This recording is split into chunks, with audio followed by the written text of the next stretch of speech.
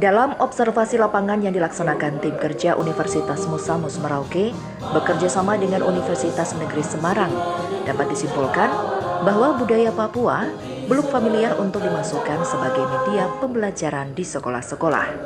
Disampaikan dosen jurusan Pendidikan Kimia Universitas Musamus, Heni Purwandar Asmaningrum SSI MSI, bahwa berkenaan dengan hal tersebut, maka dilaksanakan Forum Group Discussion atau FGD dengan tema Peran Indigenous Science Suku Malin sebagai sumber belajar IPA dalam membangun karakter peserta didik.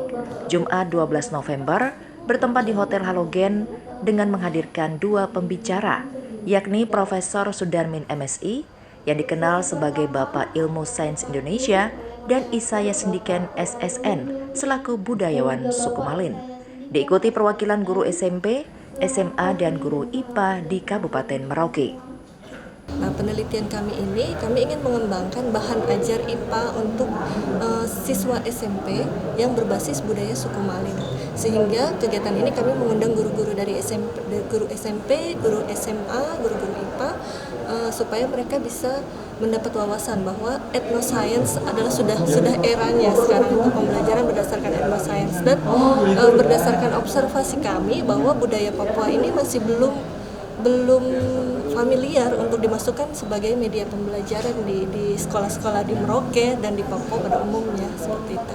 Sehingga kemudian kami mengundang Profesor Sudarmin, ini juga dikenal sebagai Bapak Etnoscience-nya Indonesia, jadi beliau sudah banyak sekali punya publikasi di bidang etnoscience, bahkan sebagai top scorer untuk publikasi etnoscience di dunia.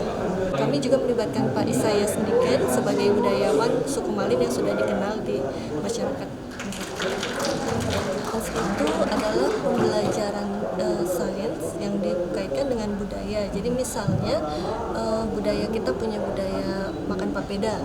Nah, proses pembuatan papeda dari tepung sagu menjadi papeda itu di situ ada konsep sainsnya, dalam hal ini kimia, itu ada konsep koloidnya. Jadi di situ kita kenalkan anak-anak koloid itu bukan cuma pengertiannya saja, tapi kamu bisa lihat sehari-hari yang kamu buat sehari-hari seperti itu. Itu intinya etnosains.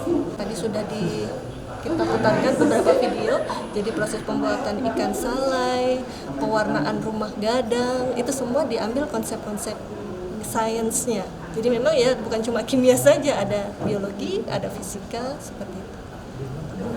Harapannya etnoscience ini bisa masuk ya ke dalam pembelajaran di sekolah-sekolah di Merauke. Jadi guru-guru punya wawasan bahwa kita tidak hanya terpaku pada buku, tapi kita juga bisa sambil melestarikan budaya juga mengedukasi anak-anak kita, sehingga mencerdaskan bangsa sekaligus juga mendidik karakternya menjadi karakter cinta tanah air.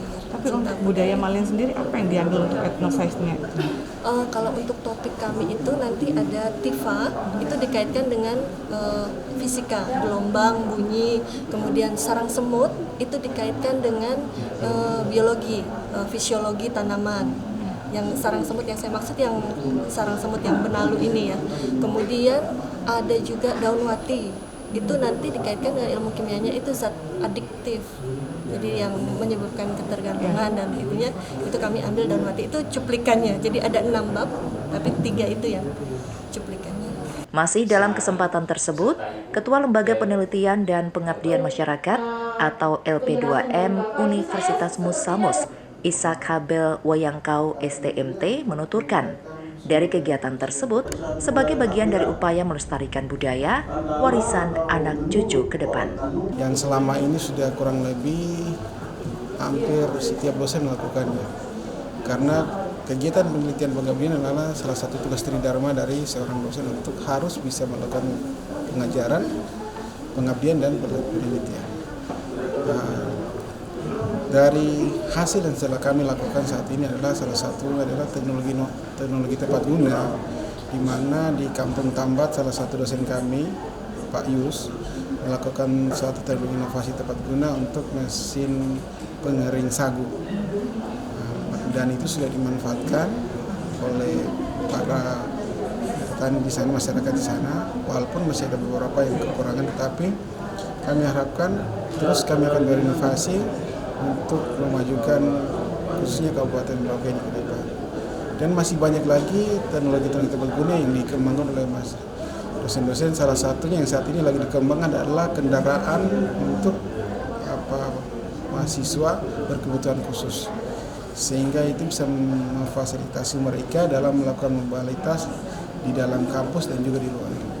Dan masih banyak kegiatan-kegiatan penelitian yang diharapkan dapat memacu, mendorong perkembangan pemahaman tentang bagaimana penerapan ilmu sains di dalam masyarakat. Salah satu contoh yang sekarang dilakukan oleh Ibu Heni, ini adalah salah satu hibah yang dimenangkan dari Kementerian Ristek Dikti pada tahun 2020, namun karena masalah pandemi akhirnya baru bisa dilaksanakan di tahun ini.